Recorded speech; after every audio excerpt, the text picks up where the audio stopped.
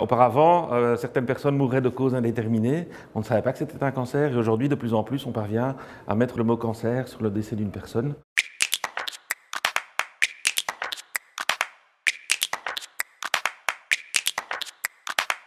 Il y a de plus en plus de cancers, effectivement, dans nos pays industrialisés, pour deux bonnes raisons. La première, c'est que la population vit de plus en plus âgée, et donc plus une personne est âgée, plus le risque de cancer augmente. Et la seconde raison, c'est que les systèmes de diagnostic cliniques s'améliorent également, et donc on diagnostique un cancer beaucoup plus vite, beaucoup plus tôt, ce qui améliore effectivement les chances de traitement de ce cancer.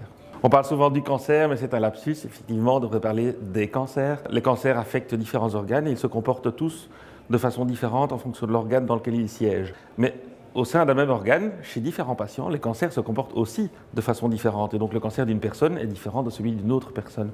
Et avec le temps, eh bien, les chercheurs considèrent de plus en plus qu'il faut traiter de façon appropriée, de façon personnalisée, un cancer chez une personne. Comme il y a différents types de cancers, évidemment, il y a différentes fonctions que les cellules cancéreuses exercent.